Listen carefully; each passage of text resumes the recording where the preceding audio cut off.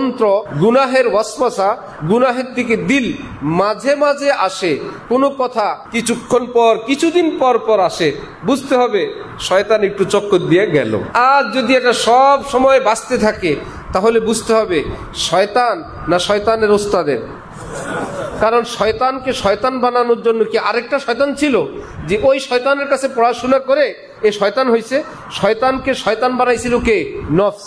সুতরাং শয়তানেরও উস্তাদ নফস, সে তো তোমার সাথে আছে। রমজান মাসে নফস বান্দা থাকে না শয়তান? যার জন্য গুনাহ কি বন্ধ থাকে না চালু থাকে? শয়তানেরা বান্দা, উস্তাদ তো খোলা। আসসালামু আলাইকুম ওয়া রাহমাতুল্লাহি ওয়া বারাকাতুহু।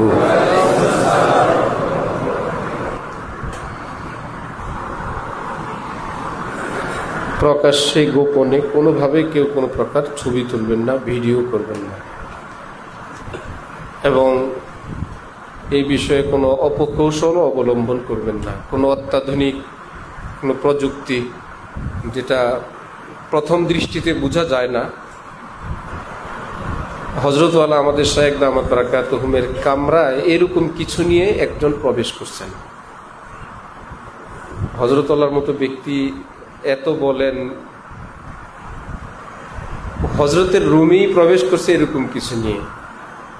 উনি যেরকম অত্যাধুনিক এবং উন্নত কিছু নিয়ে প্রবেশ করছেন, তো ওনার মেহমানদারি অনেক উন্নতভাবে করা হয়েছে। উন্নত জিনিস নিয়ে প্রবেশ করার পুরস্কার এবং মেহমানদারিও ছিল অনেক উন্নত।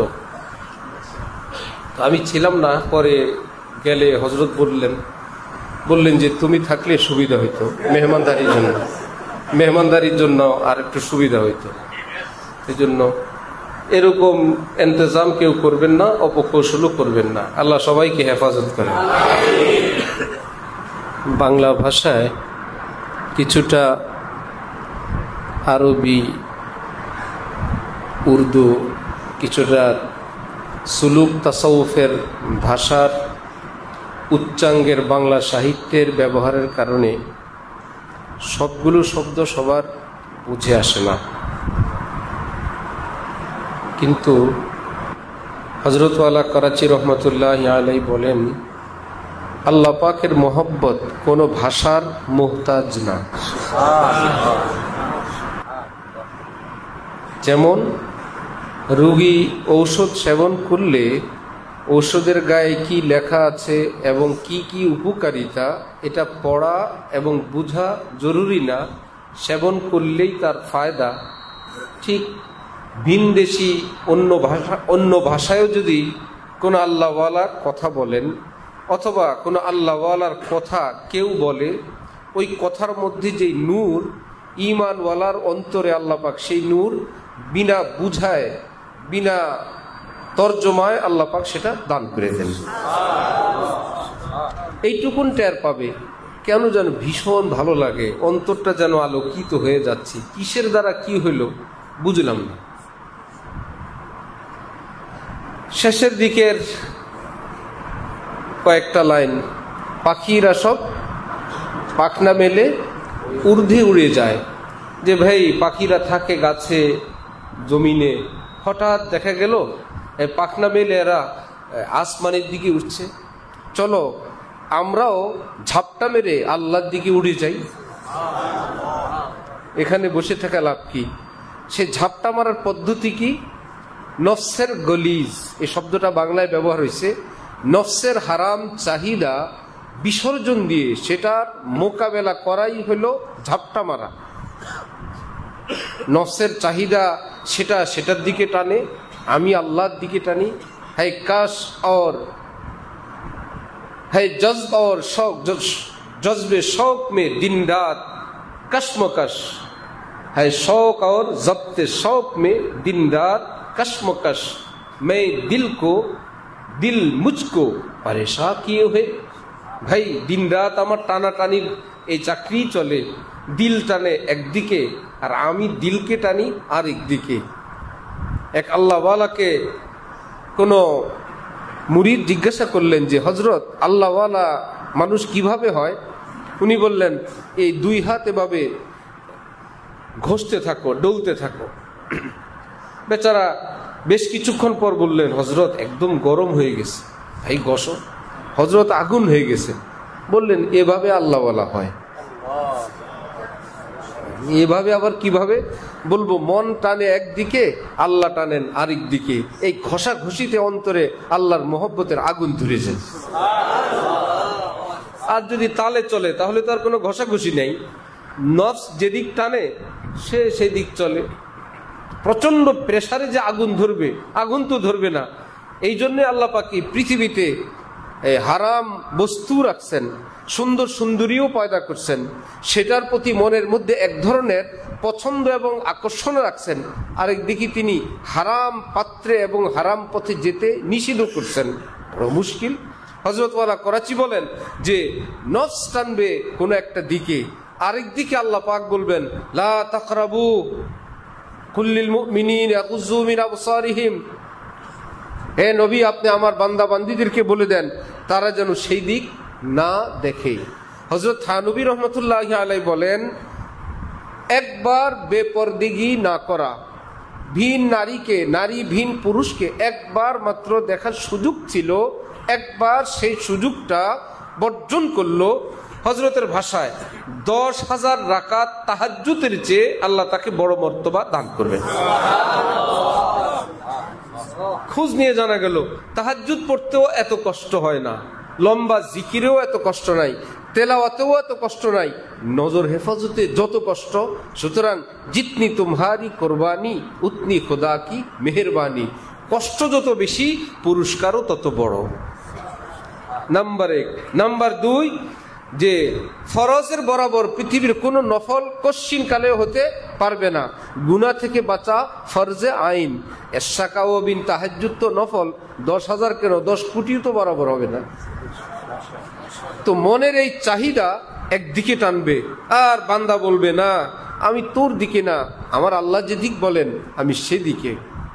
ইসলামী রাষ্ট্রে কোনো এক সুফি একা একা চলে আর বলে, তুই আমার খোদা না আর আমি তোর বান্দা না, তোর কোনো কথা মানি না। গোয়েন্দা গ্রেফতার করে নিয়ে গেলে বিচারপতি প্রশ্ন করলেন, দেখতে তো দরবেশ দরবেশ লাগে, নাস্তিকের মতো কথা বলেন, তুই আমার খোদা না, আমি তোর বান্দা না, তোর কোনো কথা মানি না, কি ব্যাপার? বললেন, হযরত আমার নফস কেবল আমাকে বলে ভিন নারী দেখতে। কেউ নাই, রাস্তার অপর পাশ দিয়ে বেপর্দা নারী যায়, আমি তখন নফসকে বলছি তুই আদেশ করার কে? আর নফস যে আদেশ করে, কোরআন শরীফ আল্লাহ পাক বলেন, ইন্নান নাফসা লাআম্মারাতুন বিসসু।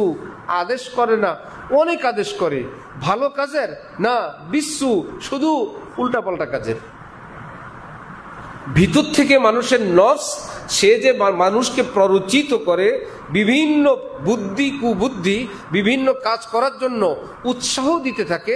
কোরআন বলছে, ইন্নান নাফসা, নিশ্চয় নফস, লাআম্মারাতুন আমিরুন না আম্মারা, তোমাদেরকে বারবার বহুবার এই প্ররোচনা, এই আদেশ, এই কুমন্ত্র দিতেই থাকে। কিসের ব্যাপারে? বিশ্বু, খারাপ জিনিসের ব্যাপারে। তো আমি আমার নফসকে বলছি, আমাকে আদেশ করার কে তুই? তুই আমার খোদা, আমি তোর বান্দা লাগি? না লায়ক, তুই আমার খোদাও না আর আমি তোর বান্দাও না, তোর কোনো কথা মানি না। কাজী বলল, আরে ভাই কারে নিয়ে আসছো? সুফি ঠিক আছে, সুফি এগুলো আল্লাহরে বলে নাই, যারে বলার তারে খুব বলছে। আল্লাহ নফস শয়তা দোনো নে কিয়া, হাম কিয়া, হায় কিয়া হায় মুঝকো তাবা। হযরত খাজা সাহেব বললেন, হে আল্লাহ, শয়তান এবং নফস এই দুইটা আমাকে ধ্বংস করে ফেলছে। আয় আল্লাহ, আপনি আমাকে রহম করেন, এই কঠিন এই দুই শত্রু থেকে আমাকে রক্ষা করেন, কারণ শয়তানও দুশমন। ইন্না শাইতানা লাকুম আদুউম মুবিন।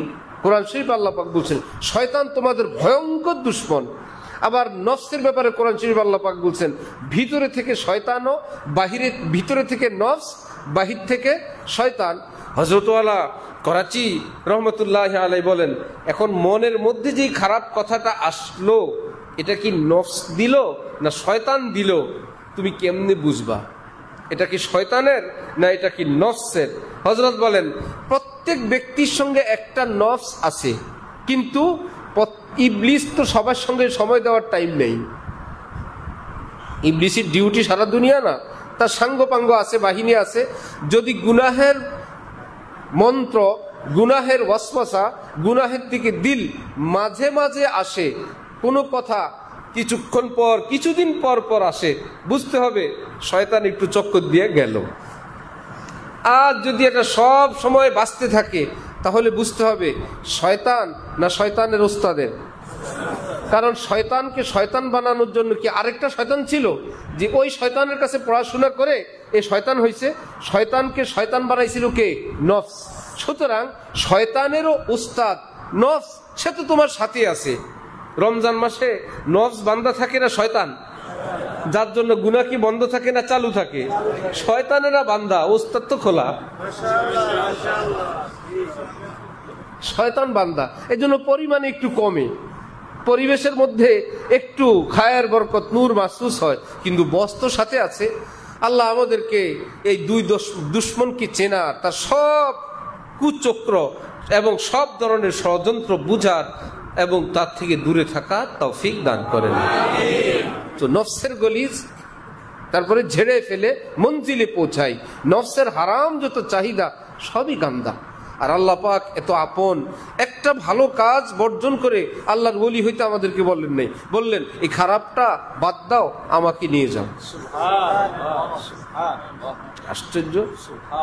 কোন রাজা যদি বলেন যে শুধু একটু ভালো করে গোসল করলে আমি আমার দরবারে নিয়ে আসবো, স্যার কত লাগবে? ফি কিছু লাগবে না। কার ছেলে হওয়া লাগবে, কোন বংশের হইতে হবে, কি কি পড়াশোনা করতে হবে, কিছুই বললেন না। বললেন যে একটু গোসল করে ময়লা থেকে পরিষ্কার হয়ে ফ্রেশ হয়ে দুয়ারে দাঁড়াও, আমি ভিতরে নিয়ে আসবো। আল্লাহর কসম, রব্বুল আলামিন বলেন আমি আল্লাহ আমার যে কোনো গুনাহগার পাপিষ্ঠ বান্দা যদি খাঁটি অন্তরে তওবা করে, কে কোন বয়সের, কোন শ্রেণীর, কোন জায়গার, আমি কিচ্ছু দেখবো না। ইনাউলিয়াহু ইল্লাল মুত্তাকুন, খাঁটি অন্তরে তওবা করলে সে মুত্তাকি হয়। মুত্তাকি আমি আল্লাহ আমার দরবারেই নিয়ে আসি না, আমি আল্লাহ আমার বন্ধু বানিয়ে দিয়ে দিই। ময়লা নফসের গলিজ, নফসের হারাম কিছু জিনিস, সেটা বাদ দিলাম আর আল্লাহকে পেলাম। এই জন্য এক বুজুর্গ রাস্তা দিয়ে যাওয়ার সময় আল্লাহকে বললেন, আল্লাহ কি করলে আপনাকে পাওয়া যায়, কি দিতে হবে? গায়েব থেকে আওয়াজ আসছে যে উভয় জগৎ আমার জন্য যদি কোরবান করো আমাকে পেয়ে যাবা। সেই বেচারা বলল, উভয় জগৎ এটা আপনার একটা সৃষ্টি, ছোট জিনিস, এই দিলে আপনি মালিককে পাওয়া যাবে, আপনার দাম এত সস্তা, এই উভয় জগৎ আপনাকে দিলে আপনাকে পাওয়া যাবে। না না, এত সস্তায় আপনি আপনাকে দিবেন না, আপনি আপনার দাম আরো বেশি করে বলেন। কিমতে খুদ হর দো আলম গুফতাই, আপনি কি বললেন? আমি ৬০-৭০ বছরের মানুষ, আমার একটা জগৎ, আমার আর আছেই কি এইটুকুনি, তাও এর মধ্যে হারাম জিনিসগুলো, হালালগুলো ছাড়তে হবে না। হারাম জিনিস বর্জন করলে আপনাকে পাওয়া যাবে, আপনার দাম এত কম না, আপনি বেশি করে দাম চান। কিমতে খুদ হর দো আলম গুফতাই নেরখে বালা কুনকে আরজা নি হানুজ, হে আল্লাহ আপনি আপনার দাম আরো বেশি করে বলেন যে আপনাকে পাওয়ার জন্য চোখ উপড়ে ফেলতে হবে, জীবন্তভাবে ব্লেড দিয়ে শরীর কাটতে হবে, তার মধ্যে লবণ মরিচ দিতে হবে, জীবন্ত অবস্থায় অঙ্গ প্রত্যঙ্গ কাটলে আল্লাহ আপনাকে পাওয়া যাবে। আল্লাহ বলেন না, এত কষ্ট করা লাগবে না, শুধু গুনাহ বাদ দাও, আমাকে নিয়ে যাও, গুনাহ ছাড়ো, আমার হও। সুবহানাল্লাহ। আমি এইটুকুনি আমার চাওয়া, গুনাহ বর্জন করো, আমাকে অর্জন করো। গুনাহ বর্জন, আল্লাহ অর্জন। সুবহানাল্লাহ। আল্লাহ তৌফিক দান করেন। শোনো ভাই, আরেকটা শোনো।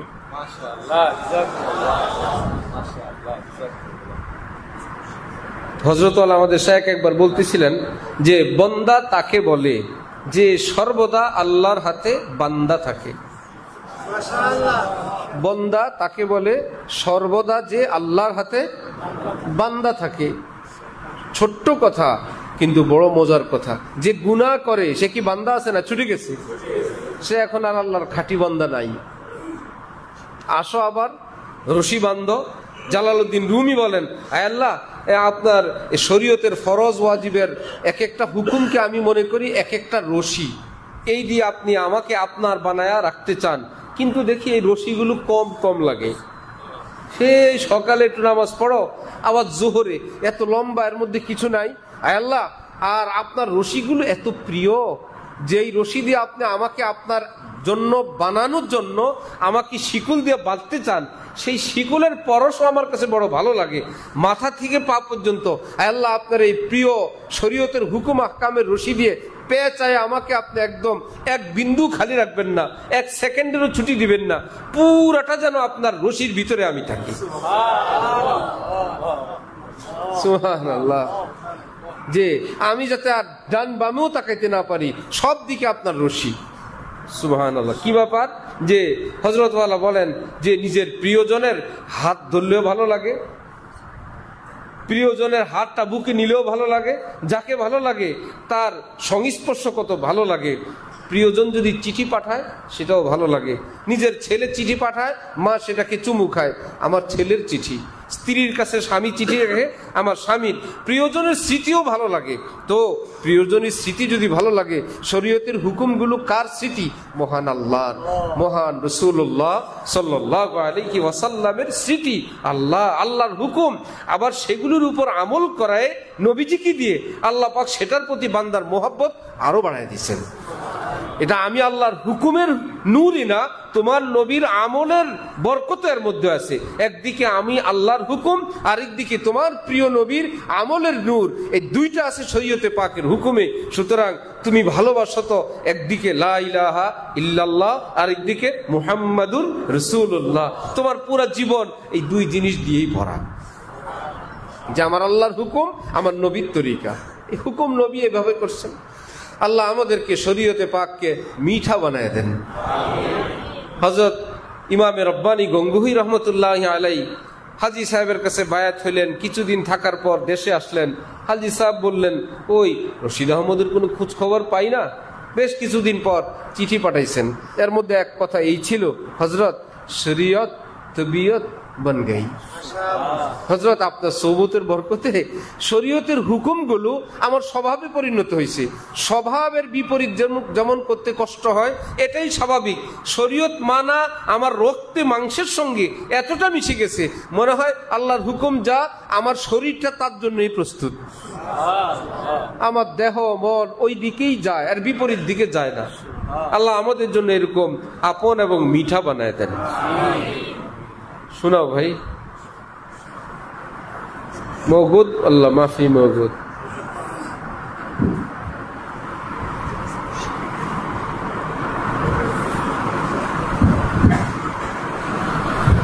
আল্লাহ আস্তাগফিরুল্লাহ আস্তাগফিরুল্লাহ আস্তাগফিরুল্লাহ।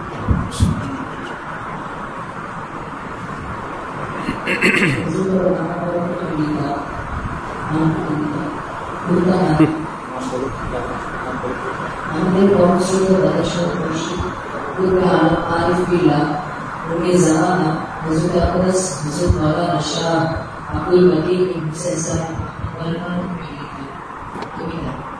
কবিতার নাম বিশ্ব নবী তিনি। কবিতার নাম বিশ্ব নবী তিনি। সকলে মিলে গান শুরু করেছেন। যারা আসলে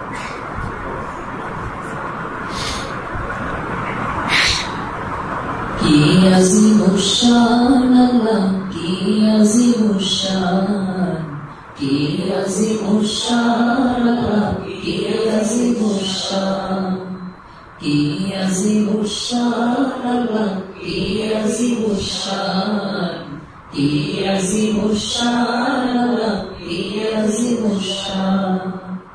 প্যারা নবীর শান মাবুদ, প্যারা নবীর শান মাবুদ, কি আজিমুশান, কি আজিমুশান আল্লাহ, কি আজিমুশান, কি আজিমুশান আল্লাহ, কি আজিমুশান।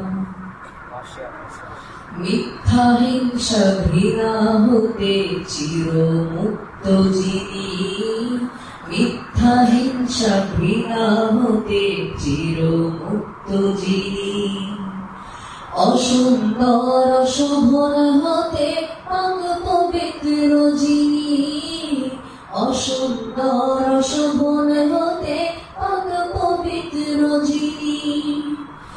সুন্দর সকল গুণের আলোয়, সুন্দর সকল গুণের আলোয়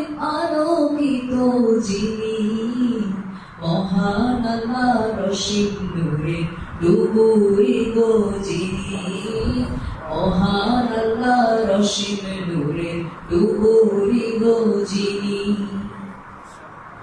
আমার নবী তোমার নবী সবার নবী যিনি, আমার নবী তোমার নবী সবার নবী যিনি, বিশ্ব নবী বিশ্ব নবী বিশ্ব নবী তিনি, বিশ্ব নবী বিশ্ব নবী বিশ্ব নবী তিনি।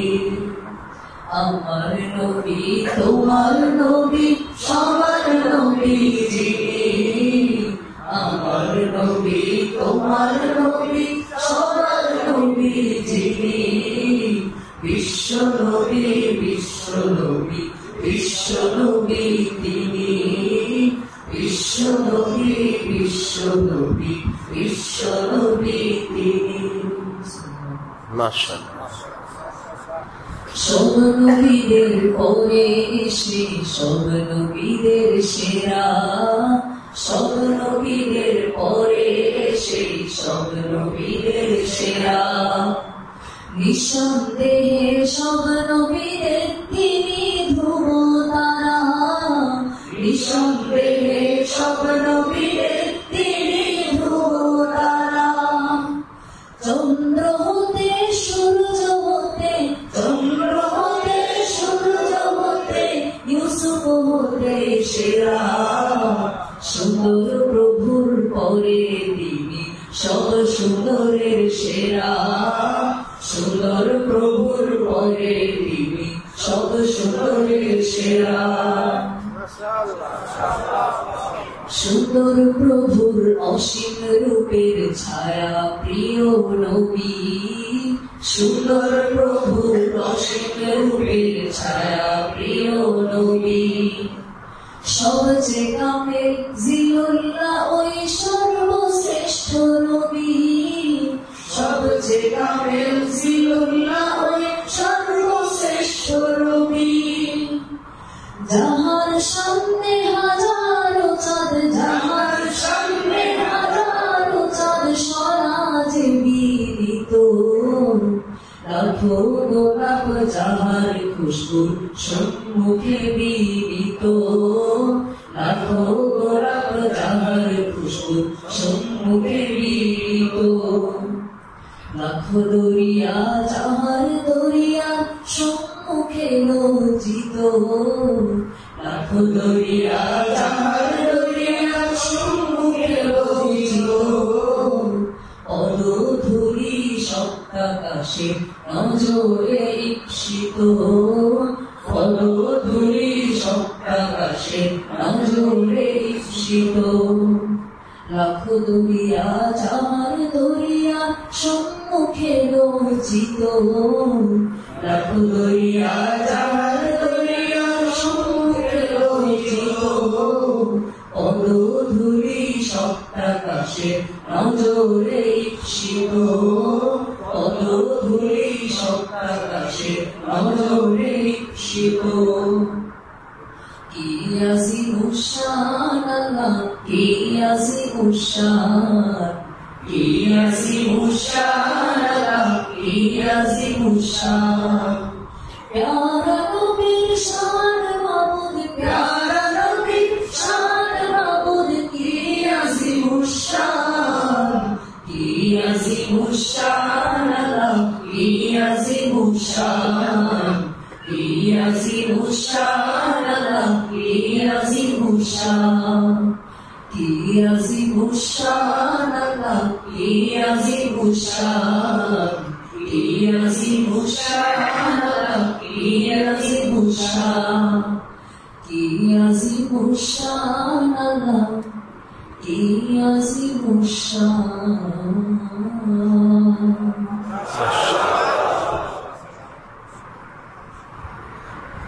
মাশাআল্লাহ মাশাআল্লাহ। আলহামদুলিল্লাহ আলহামদুলিল্লাহি ওয়া কাফা ওয়া সালামুন আলা ইবাদিহিল্লাযীনা ইসতাফা, আম্মা বা'দ। ফাআউযু বিল্লাহি মিনাশ শাইতানির রাজীম। بسم الله الرحمن الرحيم يا أيها الذين آمنوا اتقوا الله وكونوا مع الصادقين صدق الله مولانا العظيم وقال رسول الله صلى الله عليه وسلم البركة مع أكابركم أو كما قال النبي عليه الصلاة والسلام আল্লাহ পাক আমাদের সকলকে আল্লাহ পাকের মহব্বত এর দৌলত দান করেন, সকলকে সকল প্রকার গুনাহ থেকে খাঁটি অন্তরে তওবা করার তৌফিক দান করেন। যার যে আল্লাহওয়ালার সাথে দিলের মুনাসাবাত, এইরকম কোনো কামেল আল্লাহ দেওয়ানার সঙ্গে সম্পর্ক করার, তার হেদায়েত মোতাবেক চলার তৌফিক দান করেন। হযরত হাকিমুল উম্মত মুজাদ্দিদে মিল্লাত মাওলানা শাহ আশরাফ আলী থানভী নওয়ারাল্লাহু মারকাদাহু, আল্লাহ পাক হযরতের কবরকে নূর দ্বারা ভরপুর করে দেন। হযরতের সিলসিলায় আমাদের পরম শ্রদ্ধেয় পীর ও মুর্শেদ আরিফ বিল্লাহ হযরত মাওলানা শাহ আব্দুল মতিন বিন হুসাইন সাহেব দামাত বারাকাতুহুমের দোয়া, তাওয়াজ্জু, পরামর্শ এবং হযরতের তালিমাতের প্রচার প্রসার, সেটার লক্ষ্যকে সামনে নিয়ে আল্লাহ পাকের মহব্বত হাসিল করার লক্ষ্যে আমাদের এখানের এই মাসিক ইজতেমা, কিয়ামত পর্যন্তের জন্য আল্লাহ পাক এই বুজুর্গ আল্লাহওয়ালাদের মূল নীতির উপর এই ইজতেমাকে কায়েম দায়েম রাখেন। যারা এখানে আয়োজন করেন, অংশগ্রহণ করেন, কাছে দূরে থেকে সহযোগিতা করেন, ইনশাআল্লাহ কিয়ামত পর্যন্ত আল্লাহ পাক সকলের অন্তরে যেন আল্লাহ পাকের মহব্বতের আগুন জ্বালায় দেন। আল্লাহ হযরত হাকিমুল উম্মত মুজাদ্দিদ মিল্লাত হযরত থানভী রহমতুল্লাহ আলাইহি বলতেন, वो जरा सी बात जो हासिल है तसव्वुफ का ये है। এই কথা বলার পিছনে একটি কারণ ছিল যে তাসাউফ, তাসকিয়া এর মূল কথা কি ভাই? একটা সময় এরকম শুরু হয়ে গেল যে কোনো হক্কানি পীর মাশায়েখদের কাছে যাও, তো গেলে উনি 5 আনফাস জিকির দিবেন, 12 তসবিহ দিবেন, সুলতানুল আসকার দিবেন, জরবে শাদীদ, জরবে খফি দিবেন এবং মুরিদ সেগুলো করবেন।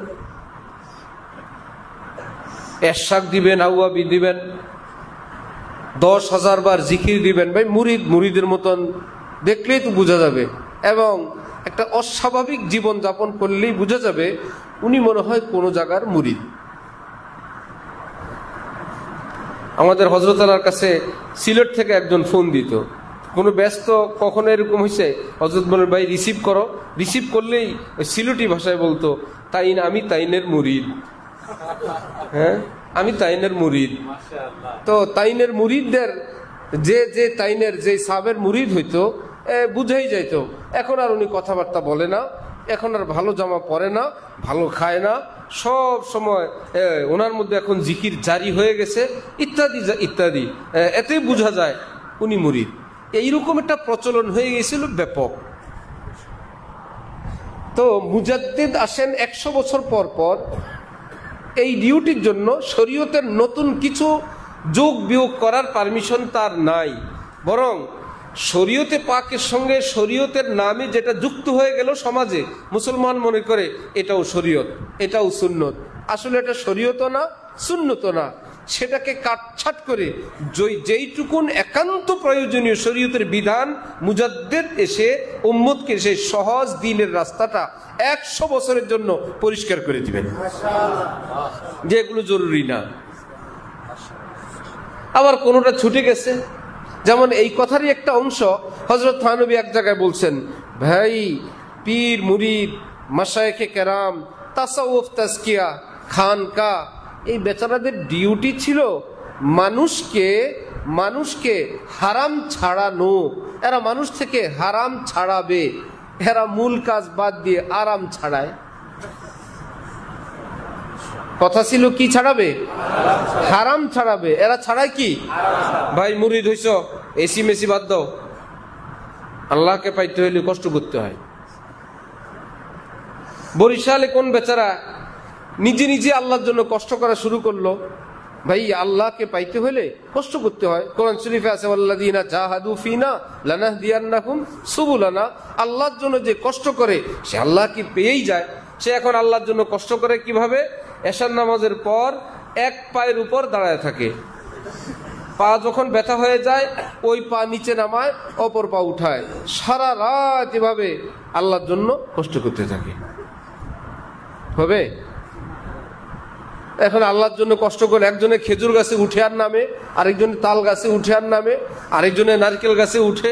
আরেক পীর বললে এভাবে উঠা নামা তো স্বাভাবিক, উঠবা মাথা উপরের দিক দিয়ে, নামবা মাথা নিচের দিক দিয়ে। যদি দ্রুত আল্লাহকে পাইতে চাও, যত কষ্ট বেশি তত দ্রুত পাইবা। আমি হিফজখানা শেষ করে কিতাব বিভাগে ভর্তি হব। ঢাকায় কোনো এক মাদ্রাসায় গেলাম, একদমই কিছুই জানি না এই জগতের এই লাইনের। গেলে বললাম, ভাই ভর্তির নিয়ম কি? বললো, মাথা যত দ্রুত কামায় আসবেন ভর্তি তত দ্রুত। আরে ভাই মুশকিল। খাওয়ান দাওয়ান কেমন? বললো ভালোই, এমনি মাঝে মাঝে ডাইলে বা ভাতে একটু পোকা টোকা পাওয়া যায়। আমি গাট্টি বসকে নিয়ে ওখান থেকে এসে গেছি। যে ভাই বড় মুশকিল। অপ্রয়োজনীয়কে প্রয়োজনীয় বানানো উদাহরণ। ভাই ভর্তির সাথে মাথা কামানোর কি আছে? চুল ছোট রাখবো, সুন্নত তরিকা রাখবো, ইত্যাদি ইত্যাদি। তো হযরত থানবী বলেন যে পীর মুরিদির মূল সবক ছিল কি ছাড়ো? আরাম ছাড়ো না হারাম ছাড়ো। এই বেচারা দেখা গেল জবানও ঠিক হয় নাই, কথাও ঠিক হয় নাই, ভাষাও ঠিক হয় নাই, ঘরও ঠিক হয় নাই, বাইরও ঠিক হয় নাই। অফিসের কলিগরা জুলুম অত্যাচারে, বসের অত্যাচারে অধীনস্থরা, অধীনস্থের অত্যাচারে বস, প্রতিবেশী সব সময় দোয়া দুরূদ পড়ে, কিন্তু জিকির আজকার ওজিফা ভাব ভনিতা সবই আছে, ওলি আল্লাহ হইতে পারবে না। আর যদি আরাম ছাড়লো, এসি ছাড়লো, গাড়িতে চড়তো, গাড়িও ছাড়লো। এক ইস্তেমা শুনেছিলাম এখানে কোনো যে আল্লাহর জন্য কষ্ট করে, নফসের বিরোধিতা করে। হযরত আল্লাহর সঙ্গে ওই যে এক মসজিদের খাদেম সাহেব রিকশার থেকে লাফ দিয়ে পড়ে গেছেন। কি ব্যাপার? হুজুর, আমার নফস মজা পাচ্ছে, গুলিস্তান যাব, রিকশায় বসে আরাম লাগতেছে, নফসকে এত আরাম দেওয়া যাবে না। হযরতওয়ালা পাশে, তার পাশ থেকে এক মসজিদের খাদেম ঝাঁপ দিয়ে পড়ে গেছে রাস্তায়।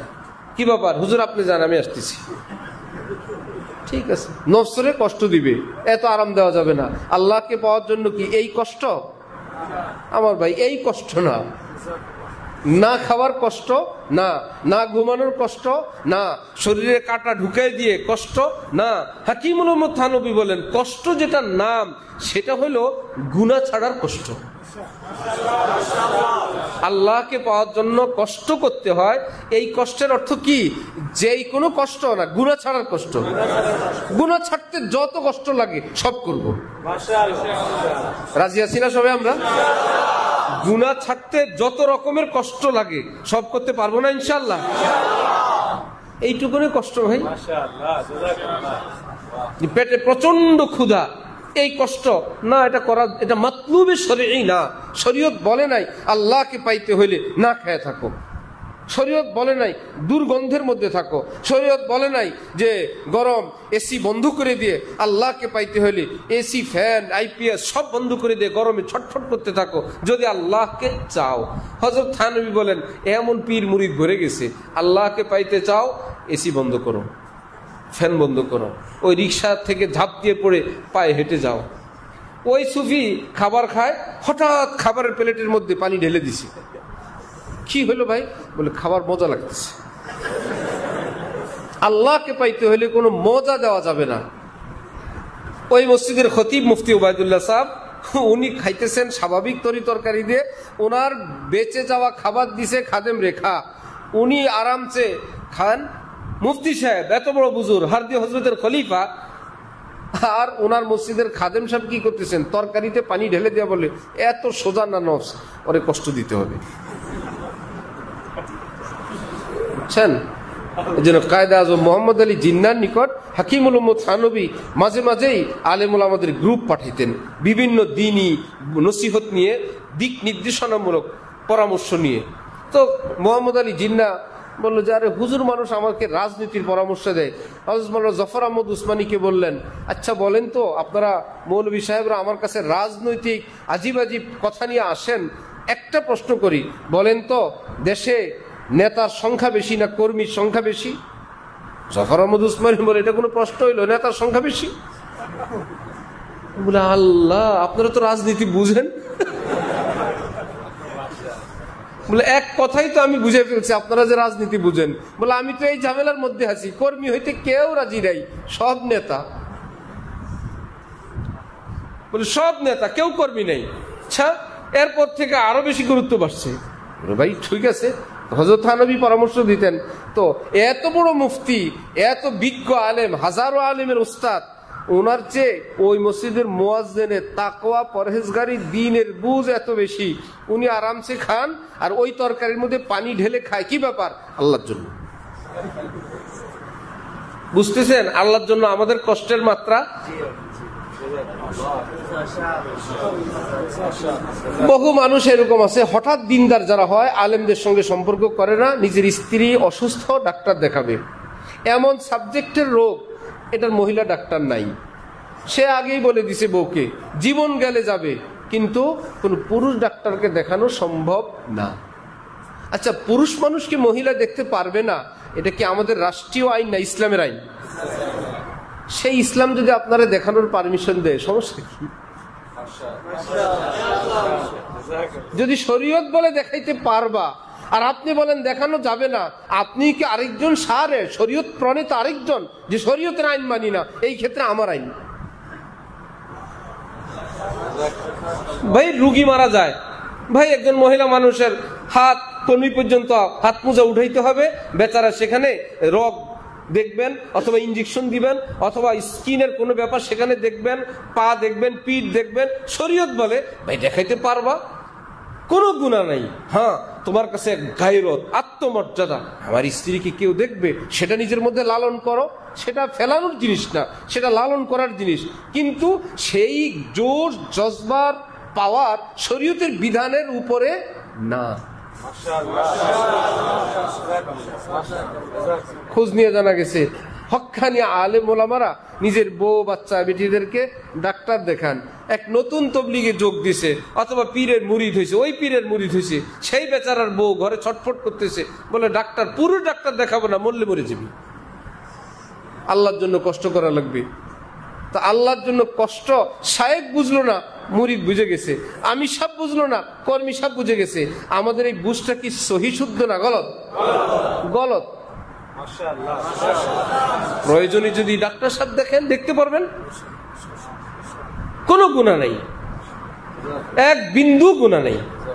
গুনাহ কি কেউ মিটিং করে কোনো পীর বুজুর্গ গুনাহ দিয়ে দেন? আল্লাহর পক্ষ থেকে শরীয়তের বিধান, সে রব্বুল আলামিন যদি বলেন।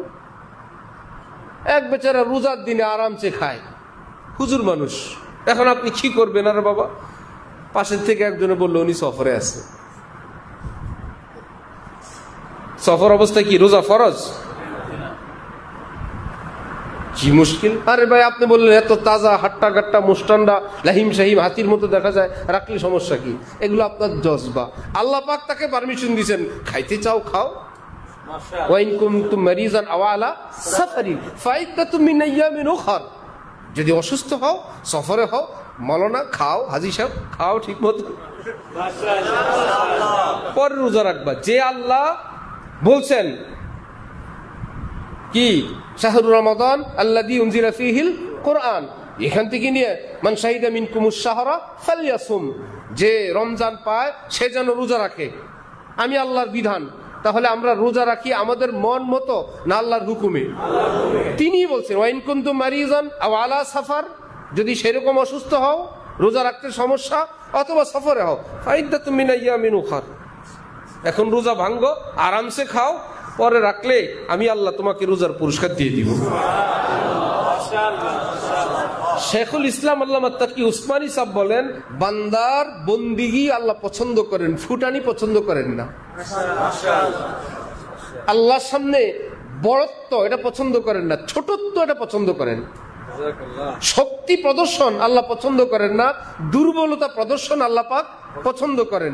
এই জন্য নবীজি বলেন, আল্লাহ যদি আমাকে 2টা কাজ দেন আর যেটা সহজ আমি ওটা নিই।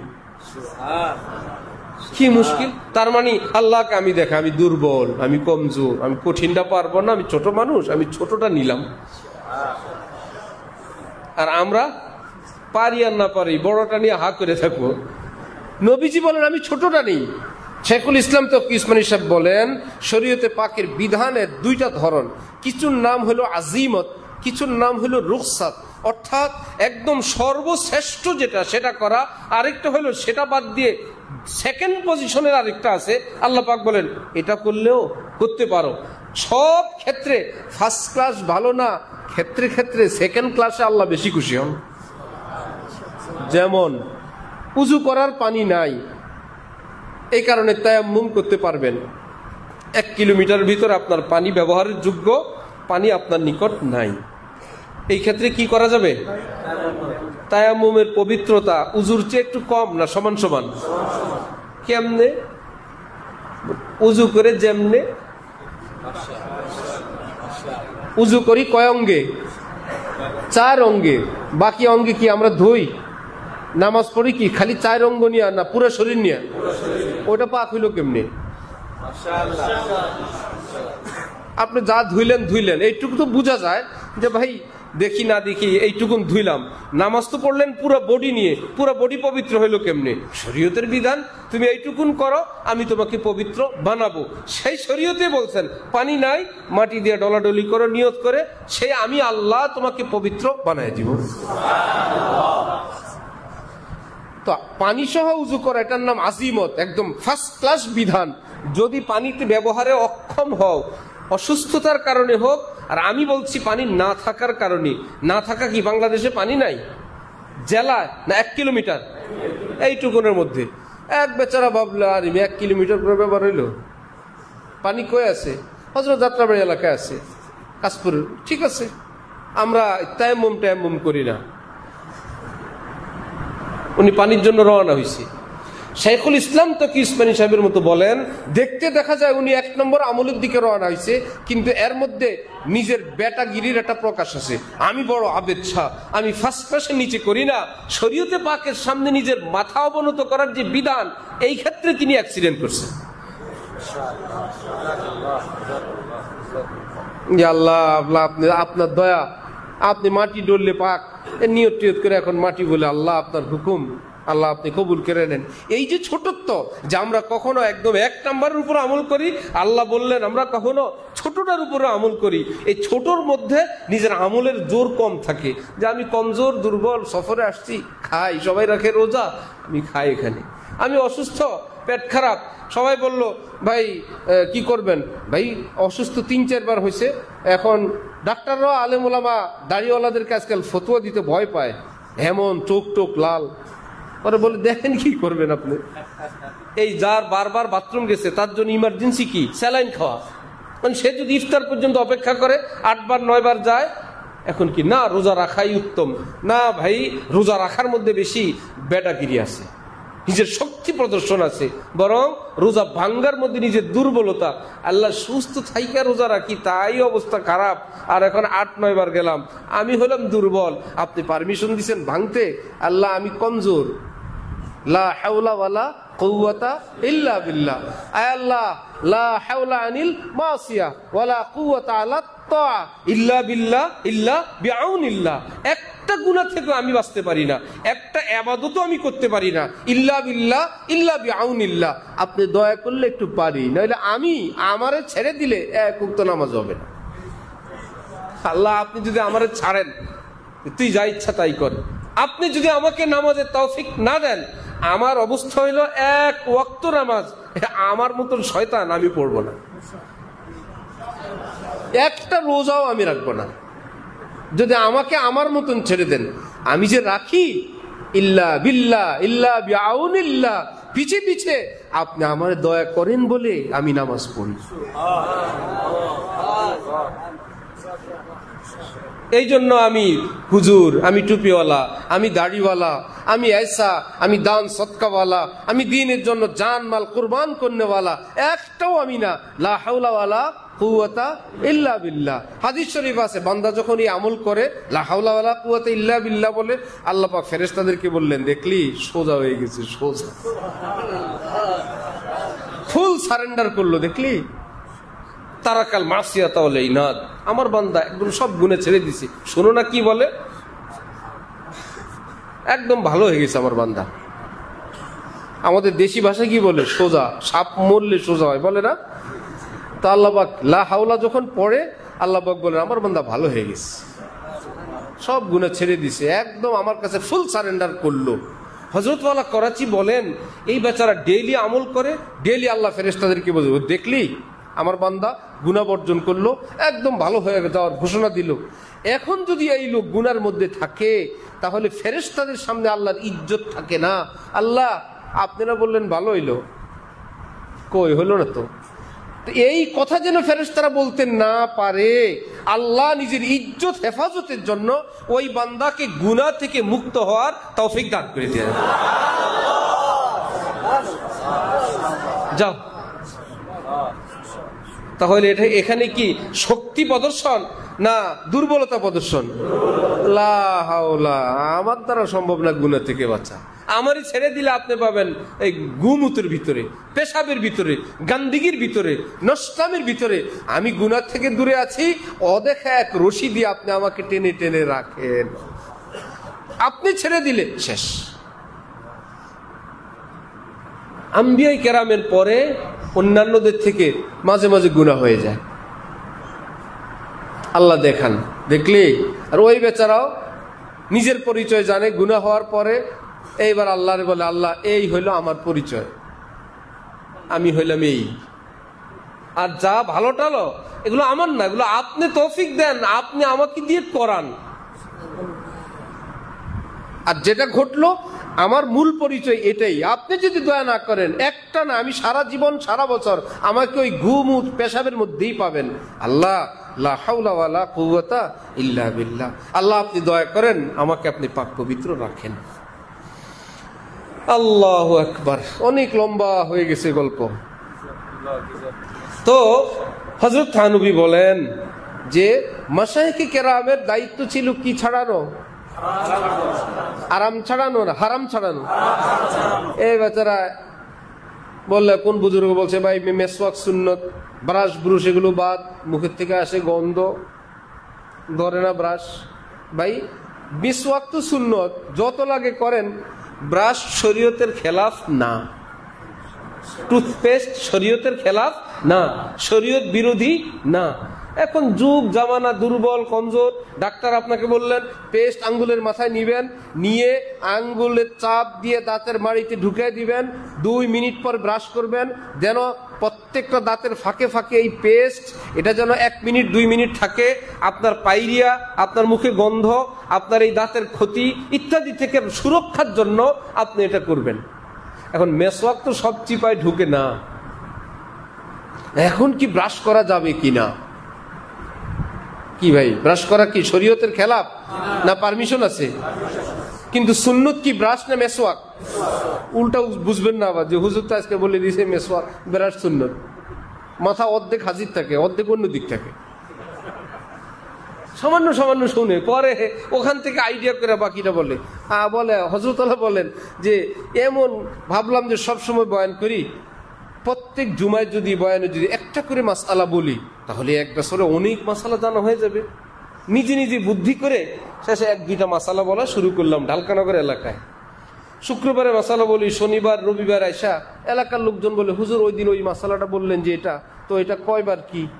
হযরত বললেন, আমি শুনে আশ্চর্য, আমি যা বলি নাই আমার নাম এটা চালাই দিছি। পরে দেখি আরেকজন বলে, আমি নাকি এই মাসালা বলছি। পরে বুঝলাম বেশি ফুটানি করতে গেছি। হক্কানি আল্লাহওয়ালা বুজুর্গানি দিন আম মজমাত যে মাসালা বয়ান করেন না, ওই কারণ আমি খুঁজে পাইছি, বলি কি বুঝি কি, এই জন্য শুধু বয়ান করেন, মাসালা বলেন না, দেখবেন খুব কম। জটিল জীবনে শুনছুন কোন ওয়াজ মাহফিলের মধ্যে জাকাতের নেশাবের বয়ান করতে, কোন বাপ মারা গেলে সন্তানদের মালের বন্টনের বয়ান করতে, মিরাসের তালাকের মশলা বয়ান করতে? এগুলো শরীয়ত না? বলে একটা বলে দিব, বাইক গিয়া পুরো মহল্লা উল্টাই ফেলবে। উল্টা বলবে সব, বলবে না আজকে শুনে আসছি, হ্যাঁ হুজুর বয়ান করছে, শব্দ একটু শুনছে, আগা মাথা ভুলে গেছে, এই জন্য উনি হাত পা লাগায় দিয়ে চালাই দিচ্ছে। আজকে বয়ানের মধ্যে কি বলা হচ্ছে, ব্রাশ সুন্নত না জায়েজ? সুন্নত কি? যেই সুন্নত এটা কিয়ামত পর্যন্ত থাকবে, যত আধুনিক যুগ আসুক। কিন্তু আপনি ব্রাশকে একদম নাজায়েজ বলে বন্ধ করে দিলেন, আপনার মুখের গন্ধে প্রতিবেশীও থাকতে পারে না, পাশের মুসল্লি বলে সুবহান রাব্বিয়াল আলা, তো আর ফরজ না, দম বন্ধ রাখলে ভালো। যে বিপদে পড়ছেন সে বুঝবেন। এমন গন্ধ, নাক বন্ধ করে বলে আল্লাহ ইমাম সাহেবের উপর রহম করেন, সংক্ষেপে যাতে মাথা উঠায়। ওই বেচারার জন্য জরুরি না এই দাঁতের চিকিৎসা করেন, পেস্ট ব্যবহার করেন, প্রয়োজনে আপনি ব্রাশটা সব শেষ করে যে আমার নবী সুন্নত ছাড়বো না, নামাজের আগে আবার মেসওয়াক করে নেন। সুবহানাল্লাহ। নবীজি বলেন যে ভাই মেসওয়াক কলা উজু দিয়ে যদি নামাজ পড়ো, মেসওয়াক বিহীন উজুর চেয়ে 70 গুণ মর্তবা আল্লাহ বেশি দান করবেন। এক নামাজ 70 নামাজ হয়ে যাবে। ভাই পকেটে একটা মেসওয়াক রাখি, আমরা চেষ্টা করবো ইনশাল্লাহ। মোটা হবে কিসের মতো? আঙ্গুলের মতো, কনিষ্ঠ আঙ্গুল, একটু 19-20 হইতে পারবে নাকি খুঁটা, মাঝে মাঝে দেখা যায়, তাও আবার বুক পকেটে রাখে। অর্থাৎ কেউ যদি ভুলে যান, দেখুন অর্ধেক পকেটে আর অর্ধেক বাইরে। ভাই আল্লাহ পাক তো আমাদের জন্য এরকম কঠিন কোন শরীয়ত দেন নাই। আবার কেউ এমন সুন্নত মেসওয়াক করে মসজিদের বাথরুমে রেখে আসে, যে এলাকা যাদের সুন্নত ছুটে গেছে, আমার এটা দিয়ে সুন্নত আদায় করে নেবেন। কেউ উঠার সময় পেশাবখানায় পড়ে গেছে, ওটা উঠে আবার ওখানে রেখে দিছে। কোথায় পড়ে না পড়ে, ভাই নিজের মেসওয়াক নিজের হেফাজতে রাখেন। এত গাফেল কেন হন?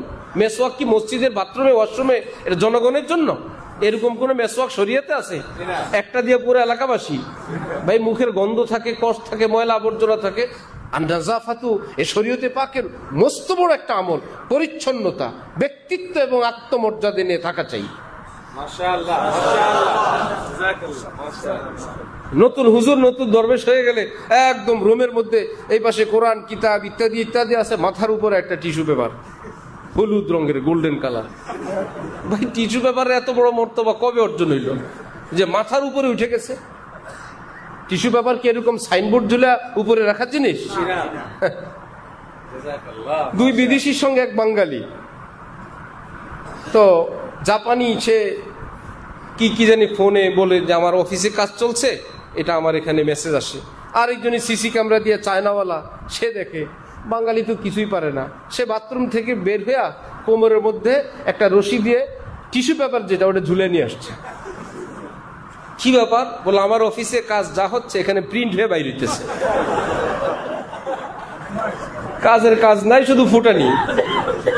বিদেশিরা তো অবাক যে প্রিন্টার আছে তোর কাছে, এরকম প্রিন্টারের মতন টিস্যু ঝুলে রাখে মাথার উপরে। আল্লাহ ওয়ালাদের সোহবত ব্যতীত শেখুল ইসলাম হযরত তাকি উসমানী সাহেব বলেন, জীবনের গতি, ফরজ ওয়াজিব সুন্নত, বড় ছোট, কোথায় বলা চাই, কোথায় না বলা চাই, কোথায় চুপ থাকা চাই, কোথায় চিকিৎসায় নেওয়া চাই, কোথায় ছোট হওয়া চাই, কত বড় হওয়া চাই। তিনি বলেন আল্লাহর কসম, এইরকম কোন নীতিমালা উসুল নাই, তোমাদেরকে লিখে দিব আর তোমরা আমল করবা। এটা নীতিমালাই এই কোন আল্লাহ ওয়ালা সোহবতে যাও, ওই আল্লাহ ওয়ালার নজরের বরকতে আল্লাহ পাক এক নূরে ফাহাম দিবেন। হাকিমুল উম্মত থানভী যেটাকে বলতেন নূরে ফাহাম, কিসি ফানি ফিল্লাহ বাকি বিল্লাহ की सुहबत के बेदून हासिल नहीं होता। নুরানি বুঝ, নুরানি চিন্তা, যেটা সমাজের জন্য ফিট, দেশের জন্য সুন্দর, সন্তান স্ত্রীর জন্য খুব মুয়াফেক, এইরকম একটা চিন্তা। প্রতিবেশীরাও খুশি, ছোট বড় সবাই খুশি। আরে গরিব মানুষ হইলেও ওকে, ধনী হইলেও ওকে। এ আবার কেমন মানুষ, কথা বলে বড় মাপ ঝুঁক দিয়ে, কঠিন ফতুয়া কেউ তিনি সহজ ভাষায় বলেন। পাইলেন কোথায়? হযরত থানভী এক বয়ান করছিলেন, পাশের থেকে এক অ্যাডভোকেট জোশে এসে বলল, তু মুকাম্মাল আস কামালি কিস্তি, তু মুজাম্মাল আস জামালে কিস্তি। মাওলানা থানভী, এই কামাল জামাল তুমি পাও কোথায়, কোত্থেকে পাইলা? হযরত জোশী ছিলেন, বললেন মান মুকাম্মাল আজ কামালে হাজিয়াম, মান মুজাম্মাল আজ জামালে হাজিয়াম। এগুলো আমার কিছু না রে, এগুলো আমার হাজী আমদাদুল্লাহ মুহাজির মক্কির নুরানি নজরের বরকতে আল্লাহ পাক আমার মধ্যে এই কামাল, এই জামাল দান করে দিয়েছে। এটা নাই বিদ্যা বুদ্ধি দিয়ে দেখবেন এই কোন ওয়াজি গিয়ে কোন কথা বলে শেখুল হাদিস কুতুবউদ্দিন সাহেবের ভাষায় সেরাবেরা লাগাই দিবেন। একটা ফতোয়া মেরে দিল, কিছু মানুষের জন্য হইলো, কিছুর জন্য হইলো না। ইসলাম তো এই যারা একদম মাদ্রাসা মসজিদের সঙ্গে যুক্ত তাদের জন্য না, সারা পৃথিবীর সকলের জন্য ফতোয়া দিতে হবে এমন ভাষে, এমন ভাষায় পুরো পৃথিবীর মুসলমানরা যেন এর উপরে চলা সহজ হয়। মুসলিম সমাজ কালচার যেটাকে সাপোর্ট করে, আপনি আপনার দরবার শরীফের ফতোয়া পৃথিবীর উপর চালা দিতে চান? পৃথিবী কারো দরবারের কথাই চলে? এরকম পিসাব আছে পৃথিবীতে যে পুরা পৃথিবীর সব মুসলমান ওই দরবারের ভক্ত? দেখান তো দেখি। হাত্তাকে মক্কা শরীফ, মদিনা শরীফ পৃথিবীর শ্রেষ্ঠ ঠিকানা আমাদের, এমন মুসলমান পাওয়া যায় আয়েশা গর্ব করে বলে এক ওয়াক্ত নামাজ পড়ি না এগো বিরুদ্ধে, এগো পিছনে। কেন? মিলাদ পড়ে না।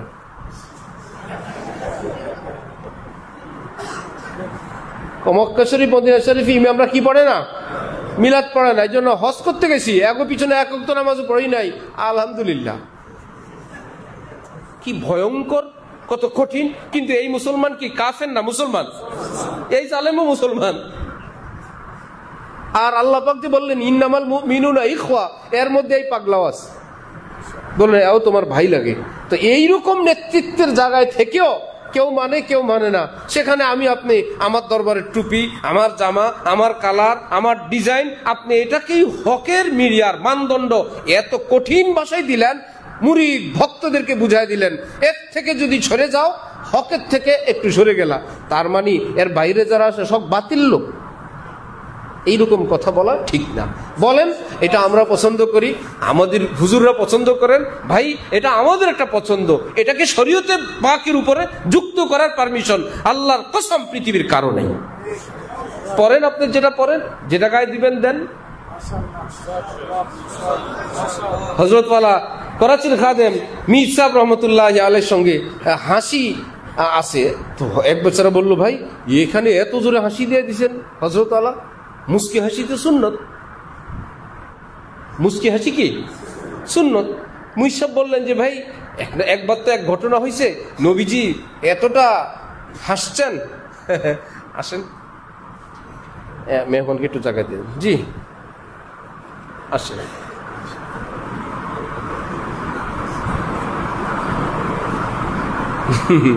মাশা বস, কেমন আছেন? তো একবার এভাবে নবীজি হাসছেন যে বাদাত নাওয়াজিজুহু, নবীজির মাড়ির শেষ মাথার শেষ প্রান্তের দাঁত দেখা গেছে। এক নম্বরের দাঁত দেখা গেছে, তাও সামনের গুলো মাড়ির শেষ মাথার। সানায়া, রবায়া, নাব, জহিক, তাওয়াহিন, নাওয়াজিজ। কারি সাহেবরা বলেন না কেন? সানায়া সামনের দুইটা, এই বলতে একদম শেষ মাথার দাঁতকে বলে কি? নাওয়াজিজ। হাদিস শরীফে বাদাত নাওয়াজিজুহু, হাসির চোটে নবীজির মাড়ির একদম শেষ মাথার দাঁত পর্যন্ত দেখা গেছে। ওই জালেম যে শুকনো মোল্লা, সে বলে সেটাও মুস্কি হাসি ছিল। মীর সাহেব করাচি হজরতের খাদেম আওলাদে রসুল, উনার আসছে মেজাজ খারাপ, উনি বললেন হাসকে দেখা। তুই এইরকম একটা হাসি দিয়ে দেখা, যে মুস্কি হাসি দিবি তোর মাড়ির দাঁত বের হবে, পারবে? এই জন্য আমার ভাই শরীয়ত এত সুন্দর, এত যুগোপযোগী, এত পৃথিবী মানুষের কাছে এত প্রিয়। হাকিমুল উম্মত থানবী বলেন পৃথিবীর সব ফুল এত সুন্দর না, নবীজির এক একটা সুন্নত যত সুন্দর। পৃথিবীর সব রূপসীরা এত আকর্ষণীয় না, আল্লাহ দ্বীনের এক একটা বিধান যত আকর্ষণীয়, যত সুন্দর, যত পরম। এই জন্য এক সাহাবী বলেন একবার সূর্যের দিক তাকাই, আবার নবীজির দিক তাকাই, পরে আমার অন্তরে আসলো আল্লাহর কসম এই পূর্ণিমার চাঁদ এবং সূর্যের চেয়ে আমার নবীজির চেহারা বেশি সুন্দর। কোথায় আমরা, কাদের পিছনে? তো দরকার হইল কি আরাম ছাড়ার না হারাম ছাড়ার?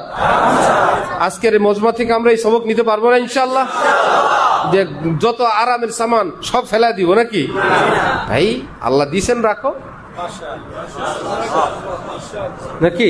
নবীজির যে কষ্টের জীবন, নবীজি নিজে কষ্ট করছেন, সাহাবীদেরকে কখনো বলেন নাই হ্যাঁ তোমরা কষ্ট করো কষ্ট করো, না খায়া থাকো না খায়, কোনোদিন বলেন নাই। যেই নবীজির ব্যাপারে আছে যে তিনি না খেয়ে কষ্ট করছেন, তার ব্যাপারে আছে ঘরের চুলা জ্বলে নাই 3 দিন 10 দিন 20 দিন 30 দিন আছে, সে একই নবীজির ব্যাপারে আছে। আল্লাহ পাক যখন ধন দৌলত দিলেন, নিজের স্ত্রীদেরকে 1 বছরের খাবার দাবার দিয়ে দিচ্ছেন। তাওয়াক্কুল গেল কই? বলে ভাই ছিল না, আমরা সবাই মিলে সবর করছি, আল্লাহ দিছে, কিন্তু নিজে একদিনেরটাও রাখতেন না। কিন্তু ভাবতেন আমি তো নবী, আমার বউরা তো নবী না, আমার স্ত্রীরা তো কি না, সুতরাং আমার তাওয়াক্কুলের মাত্রা দিয়ে অন্যদের উপর চাপায় দেব, এটা ঠিক না। আমার সঙ্গে আল্লাহ পাকের কানেকশন আছে, আমি আমার জন্য কষ্ট মুজাহাদা বেছে নিলাম, কিন্তু স্ত্রী তারা তো আম্মি জান, তারা তো সাহাবিয়া উম্মাহাতুল মুমিনিন, তাদেরকে দিয়ে দিলেন 1 বছরের। তাহলে আমরা কি নবী পত্নীগণ, নবীর স্ত্রীগণ, আমাদের আম্মা জানের থেকেও ইমানের জোর কি তাদের চেয়ে বেশি না অনেক কম? তো সুতরাং সেভাবেই থাকেন, স্বাভাবিক জীবন যাপন করেন। হ্যাঁ, যদি এরকম কামিল কোন বুজুর্গ আল্লাহওয়ালা এই যুগেও থাকেন, ডাইরেক্ট অ্যাকশন, অর্থাৎ অনেক উঁচু স্তরের তাওয়াক্কুলওয়ালা, এরা হইলেন এমন যে এদেরকে তাদের অবস্থায় থাকতে দেওয়া চাই। আর আমরা আমাদের জন্য স্বাভাবিক নিজাম যেটা, যে ভাই আমরা হইলাম ডাক্তার দেখাই, ঠিক ডাক্তার যে নিয়ম বলছেন সেই নিয়মে ওষুধ খাই, আগে পরে আল্লাহর বলি আল্লাহ সুস্থ করে দিন। এক লোক পাওয়া গেছে, এক বুজুর্গ, উনি মুনাজাত দিয়ে বলেন আমারে রোগ দিলেন কেন? আমি বলছিলাম আমারে বানাইতে, বানাইলা আবার রোগ দিলা, রোগ সরাও। এটা কি সবার জন্য? বলে ইয়ে মুহ আর মসুর কি ডাল, এই মুখে মুসুরির ডাল। ওনার আল্লাহর সঙ্গে সেই রকম মান অভিমানের সম্পর্ক আছে, ওনার তাকওয়া আছে, তহরাত আছে, কোরবানি আছে। যেই ছেলে বাবার কথা শুনে না, পরীক্ষায় 3 বার ফেল করে, বিভিন্ন জায়গায় মামলা মোকদ্দমা থেকে বাবা ছুটে নিয়ে আসে, সে অভিমান করবে বাবার সঙ্গে? না, আদরের ছেলে, পড়ালেখায় ফার্স্ট বয়, আদব আখলাক কি, তার একটা বাবার সঙ্গে মান অভিমানের গলায় ধরার সম্পর্ক আছে। আর যে কোন রকম কাগজে কলমে পুত, এখনো ত্যায্য করে নাই, সে অভিমান করতে পারে? সুতরাং ওই আল্লাহওয়ারা হলেন আল্লাহ পাকের আদুরে বান্দা। আমি আপনি হইলাম ভাই যে তরকুল এতেমাদি আলাল আসবাব লা তরকুল আসবাব, এই দুনিয়ায় বেঁচে থাকার জন্য আসবাব উপকরণ যা যা করা দরকার সেটা করব, কিন্তু ভরসা করব কার উপরে? আল্লাহর উপরে ভরসা। খেতে ফসল ঠিকই লাগায়, আল্লাহর উপর ভরসা, ঔষধ ঠিকই খায়, আল্লাহর উপর ভরসা, ধান খেতে ধান লাগায়, গম খেতে গম লাগায়। আর একজন এসে বললো কিসের ভরসা তবু? আল্লাহর উপর। আল্লাহর উপর ভরসা থাকলে ঘরে বস, আল্লাহ দিব। বলে ভাই আল্লাহ দিবেন, আমি এই ক্ষেতে গম ধান লাগায় আমাদের নিয়ম হইল আমরা আল্লাহরে বলি আল্লাহ আপনি গাছ উৎপন্ন করেন, ফসল দিয়েন। আমরা হইলাম এই পার্টি, আমরা ঘরে বসে শাহ আব্দুল গনি ফুলপুরির মতন বলবো আল্লাহ মিয়া জব দেখেগা মায়া লাগেগা খুদি কম্বল ভেজ দেগা। কাঁপতে থাকি, আল্লাহ কাপন দেখলে নিজেই মায়া লাগবে, কম্বল পাঠাবে। সবাই তো তাওয়াক্কুল করতে যাবেন, শেষে খোদা না খাস্তা আল্লাহ সম্পর্কে এমন কথা বলে বসবেন, শেষে ইমানটুকুনো যাবে, যাবে না? আল্লাহর ব্যাপারে, জাতের ব্যাপারে, সত্তার ব্যাপারে, দেখার ব্যাপারে, এলমের ব্যাপারে, সক্ষমতার ব্যাপারে কার কোন জাহেলের কোনটা মুখ দিয়ে আসে, শেষে তার ইমানটুকুনো হারাবে। এর চাইতে ভালো কম্বল কিনেন, বাকিতে আনেন, পুরান কাঁথা কারো থেকে আনেন, রোদি দেয়া গায়ে দেন, আর বলেন যে আমরা তো ফুল পরি না, কাঁপতে থাকলে কম্বল আসবে। ওই রকম হইতেও পারি নাই, ওই রকম কম্বলও আসে না। আমরা হইলাম নিজের কাঁথা নিজে গায়ে দেওয়ার বন্দা। আল্লাহ আমাদেরকে দিনের সহি বুঝ দান করেন। তাহলে নূরে ফাহাম কিসি ফানি ফিল্লাহ বাকি বিল্লাহ কি সোহবত কে বেদুন হাসিল নেই হতা। যে ভাই একটা নুরানি বুঝ, এটা কোথাও বেচা কিনাও হয় না, কোথাও দর্শেও পড়ানো হয় না। হ্যাঁ, নূরওয়ালা কোনো কামেল আল্লাহওয়ালার সুহবত সান্নিধ্য, তার বারবার তার সুহবতে যাতায়াত এবং তার দোয়ার বরকতে আল্লাহ পাক দান করেন। এটা একদিনও কেনা যায় না। একজন ব্রিগেডিয়ার জেনারেল 6 মাসে বানাইতে পারবেন ইনশাল্লাহ? সেনাবাহিনীর জেনারেল, কর্নেল 3 মাসে? যে সরকার আইসা নিজের দলীয় লোকদেরকে সব জেনারেল বানাই দিছে, ব্রিগেডিয়ার বানাই দিছে, পারে না ভাই? এটা বহুত পোড়ানির পর বহুত পরীক্ষা নিরীক্ষা ট্রেনিং এর পর একজন ডাক্তার MBBS পাশ করার পর ওনাকে নাম দিয়ে দিচ্ছে উনি পিজির অধ্যাপক। পারবেন? যতই দলীয় যন্ত্রণা হোক, তারপরে উনি ঢাকা বিশ্ববিদ্যালয়ের অধ্যাপক। আর বলো অধ্যাপক নিয়ে আপাতত নিচের দিক থেকে লেকচারার ঠিকই নিয়ে উঠেন, কত কিছু আছে, অ্যাসিস্ট্যান্ট আছে, অ্যাসোসিয়েট আছে, বহুত পরে। ঠিক এমনি ভাবে যে ওই নুরানি বুঝটা একদিন গিয়ে কিনে নিয়ে আসবেন, 3 দিন সোহবতে যাবেন না, এত না। এটাকে খাজা সাহেব হযরত থানবীর এক ভাগিনা বললেন, ভাই হযরত খাজা সাহেব, আপনি তো আমার মামু হযরত থানবীর থেকে কত কিছু পাইলেন, দেন না কিছু। তার মানে মনে খুব সস্তা নিয়ে যাবেন। খাজা সাহেব কি বলছিলেন, মাইয়ে মুঝে মিলি হাই ইয়ো, তোমার মামুর থেকে আল্লাহর মোহব্বত এমনিতেই পাইছি, কলব জিগার হয়ে হে খো, অন্তরাত্মা রক্ত পানি করে তারপরে পাইছি। কেউ মাই কিসি কো মুফত দু, কেন কাউকে আমি ফ্রি ফ্রি দিব? মাই মেরি মুফত কি নেই, আল্লাহর মোহব্বত তো ফ্রি পাই নাই যে তোমাকে ফ্রি ফ্রি দিয়ে দিব। কিছু মানুষ হয়, হাজারো মানুষ থেকে আল্লাহ পাক কাউকে কবুল করেন, আল্লাহ আল্লাহর মোহব্বত দিয়ে দেন। সে কেবল যাইতেই ভালোবাসে, খেদমত করতেই ভালোবাসে, তার অনুসরণ করতেই ভালোবাসে। কেন যে ভালোবাসে সে জানে না। না, আল্লাহ পাক তাকে কিছু দিতে চান, এই জন্য কোন আল্লাহ ওয়ালার দেওয়ানা তাকে বানায় দিচ্ছেন।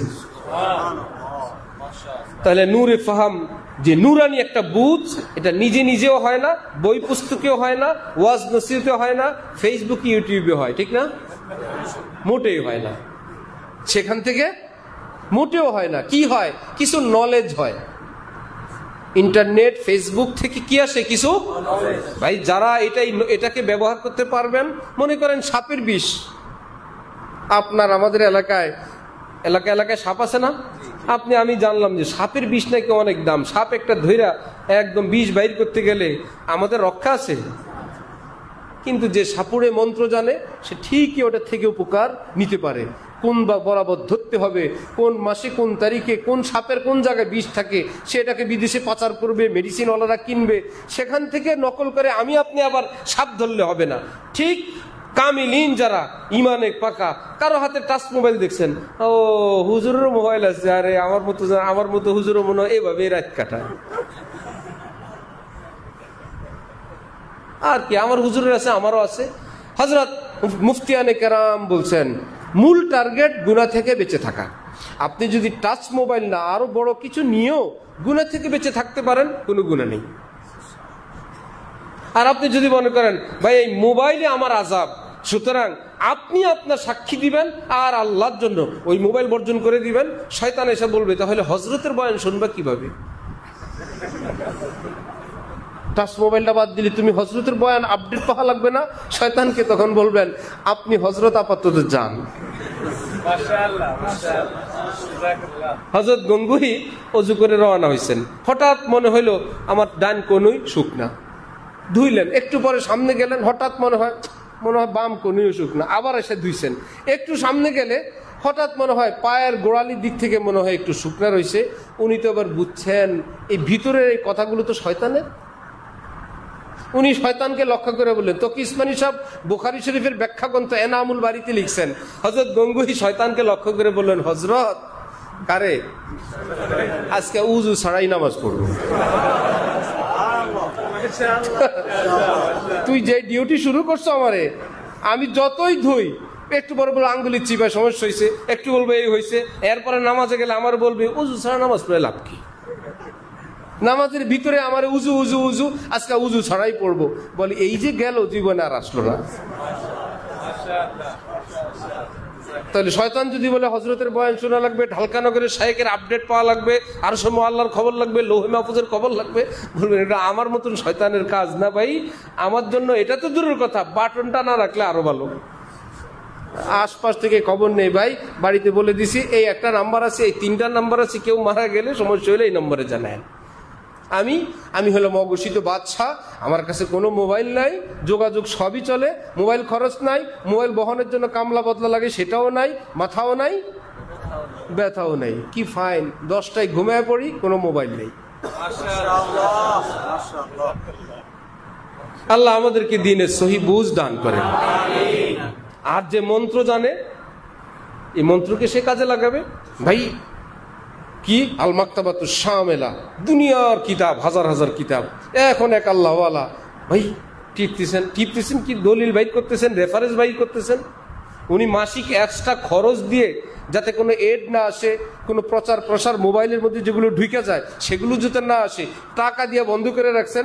ভাই আমি ব্যবহার করব, একদিকে তাকওয়া আছে, আরেকদিকে পয়সা আছে, আরেকদিকে আল্লাহর ভয় আছে, সেটা কি আমাদের জন্য? এই জন্য পাকা মানুষের উপরে কাঁচা মানুষদের কেয়াস, এটা গলত। যে পাকারা পাকার, আমরা দুর্বল। এর মধ্যে একটা দুর্বলতার যে আমি আমাকে বিশ্বাস করি না, আমি আমাকে আস্থা করি না। যে যেভাবে পারেন চেষ্টা করবো ইনশাআল্লাহ। যে কথা বলার জন্য আজকে বসছিলাম সেটা বলে দেই, মজমা শেষ করি।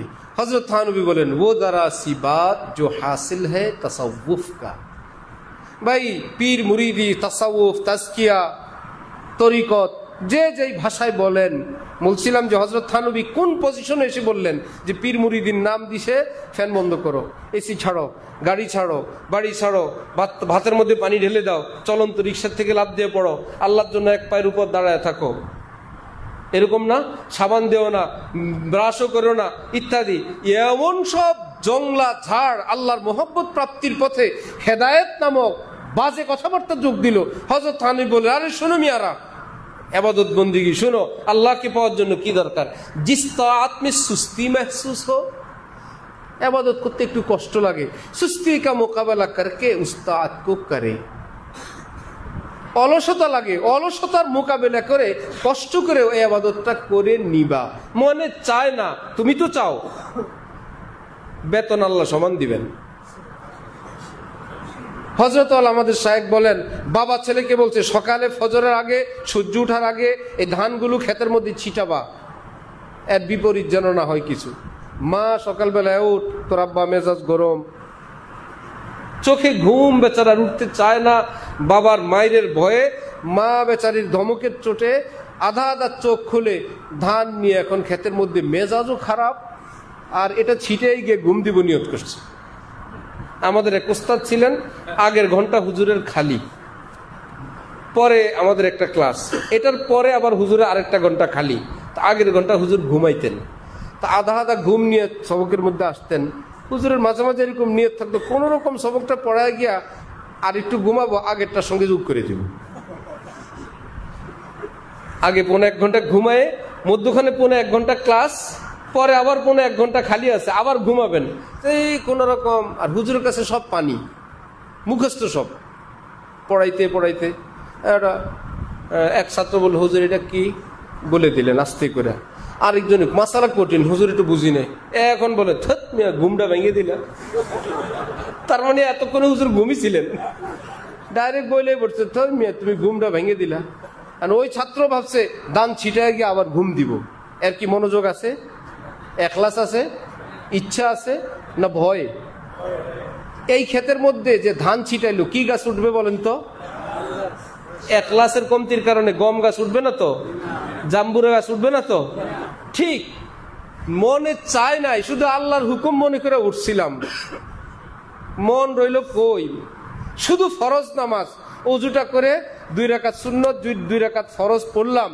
হাকিমুল উম্মত থানবী বলেন, এই নামাজের জন্য আল্লাহ পাক তোমাকে পূর্ণ সওয়াব দান করে দিবেন। তুমি কার গোলাম? মনের গোলাম না আল্লাহর গোলাম? মনের গোলামি যে করো নাই, আল্লাহ এক্সট্রা একটু পুরস্কার দিয়ে দিবেন। যে মনে চাই নাই, তারপরেও কষ্ট করে করলি, সুবহানাল্লাহ। এরপরে বলেন, আর জিস গুনাহ কা দিল মে তাকাজা महसूस हो, মনের মধ্যে গুনার তাকাজা কেবল অনুভব হয়, এটা করি সেটা করি, এটা করি। এটা সহজ উদাহরণ, রোজার দিন দুপুরবেলা যারা চক বাজারে দিয়ে একটু চক্কর দিচ্ছেন,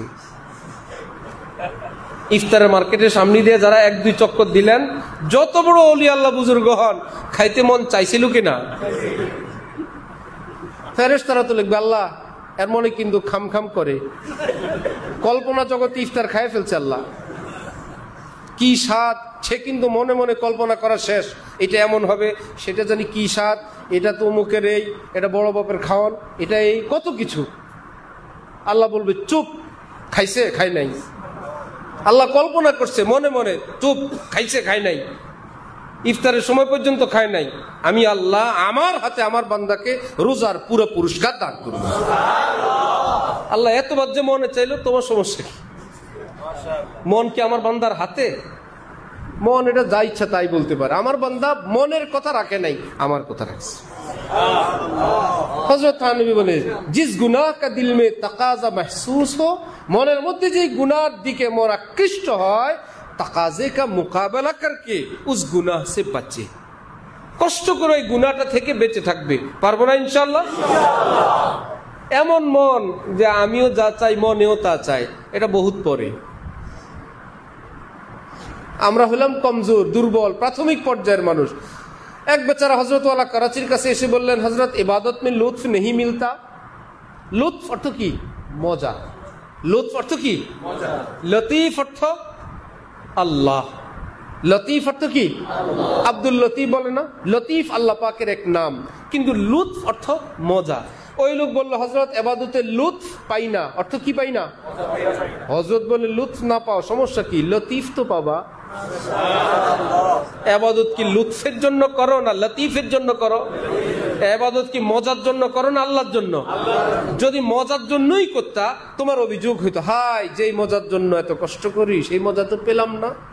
আর যদি বলো না যে আল্লাহর জন্য করি, সে আল্লাহ তো বলেন, আরে আমার জন্য করো, আমি তোমাকে পুরস্কার পুরাটাই দিব। হযরত মজা করে বলতেন, আব্দুল লতিফ বনো, আব্দুল লুৎফ না বনো। লুৎফের গোলাম হব না আল্লাহর গোলাম? সুতরাং মজাকে বলো, মজা তুমি থাকো না থাকো, আমি আল্লাহর আছি। মাঝে মাঝে শয়তান এসে একটু ঝামেলা করে, দেখলা ইবাদত করলা মজা লাগলো না, করে লাভ কি? তখন আমি আপনি বলে দিব, শয়তান তুমি বহুত শয়তান, আমি কি মজা তোমার জন্য করছিলাম? আমার আল্লাহর জন্য করছি, মজার জন্য করি নাই। হযরত নবী বলেন, আল্লাহর পথে যারা চলে তাদের দুইটা কাইফিয়ত হয়, কখনো ইবাদতে মজা লাগে, কখনো লাগে না। আল্লাহ মজাটা উঠাই নিয়ে যান, দেখি তো ইবাদত করে মজার জন্য না আমার জন্য। মজা যখন লাগছিল তখন তো করছিল, মজা যখন লাগে না তখন ইবাদত করে। আল্লাহ তখন বলে, আমার বান্দা আমার পাগল, মজার পাগল না। এটা মনের মধ্যে আসবে, হঠাৎ ভালো লাগবে, হঠাৎ লাগবে না। আজকে থেকে আমরা আগেই জেনে রাখবো, আমরা আল্লাহর পথের পথিক। অবস্থা কি একরকম না দুই রকম? কখনো মজা লাগবে, কখনো লাগবে না। কিন্তু যখন মজা লাগবে তখন ইবাদত করবো না, সব সময়। মজা লাগুক চাই না লাগুক, মন থাকুক চাই না থাকুক, ওই বুজুর্গের মতো বলবো, মন আমি তোর গোলাম না, আমাকে কোনো আদেশ করবি না, তোর কোনো কথা মানি না, আমি যার গোলাম আমি তারটা মানবো, তোরটা মানবো না। হযরত নবী বলেন যে ভাই আলসেমি লাগে, মোকাবেলা করে ইবাদত করে। গুনাহ করতে মন চায়, কষ্ট করে গুনাহ থেকে বাঁচে। এই লোক কি অনেক বুজুর্গ, যার ইবাদত করতে মনে চায় না এই পার্টি, গুনাহ করতে মন চায় এই পার্টি, আমাদের পার্টি। হযরত নবী বলেন কি, এইটুকুন ট্রেনিং তার হয়ে গেছে, মনে যা চাই চাক, আমি এই করব। জিসকো ইয়ে বাত হাসিল হো গই উসকো ফির কুছ ভি জরুরত নেই। ধ্যান করার, লা বললে এইদিকে, ইল্লা বললে এইদিকে, হা বললে এইদিকে, ওই যে জরবে খফিফ জরবে শাদীদ, বুঝেন নাই? কত ধ্যান, বাড়ি ছাড়ো, গাড়ি ছাড়ো, এসি ছাড়ো, ফ্যান বন্ধ করো, কুছ ভি জরুরত নেই, তোমার কিচ্ছু লাগবে না। যদি এই তৌফিক হয়ে যায়, আল্লাহর হুকুমগুলো করো, গুনাহগুলো থেকে বেঁচে থাকো। কারণ এই গুণ কি করবে জানো? यही बात ताल्लुक में अल्लाह पैदा करने वाली है, এই অভ্যাস তোমাকে আল্লাহর ওলি বানায় দিবে। और यही उसको आगे बढ़ाने वाली है, এটাই তোমাকে ছোট ওলি থেকে আল্লাহর বড় ওলি বানাবে। और यही उसके मुहाफिज है, এটাই আল্লাহর সঙ্গে তোমার দুস্তির সুরক্ষা দিবে, হেফাজত করবে। আল্লাহ আমাদের সবাইকে তৌফিক দান করুন। আসেন আপনারা বিভিন্ন জায়গা থেকে ওলামায়ে কেরাম তশরিফ নিয়ে আসেন, তোলাবারা আসেন, বিভিন্ন শ্রেণী পেশার কাছের দূরের যারা আসেন, আল্লাহ আপনাদের সকলকে বড় থেকে বড় পুরস্কার দান করেন। আমাদের মহান আকাবির আসলাফ যারা দ্বীনকে এত সহজভাবে সুন্দরভাবে দিয়ে গেছেন, আল্লাহ তাদেরকে মহব্বত করার, মনে প্রাণে তাদের ব্যাখ্যাগুলোকে বরণ করার, আমল করার তৌফিক দান করেন। ওয়া আখিরু দাওয়ানা আলহামদুলিল্লাহি রাব্বিল আলামিন।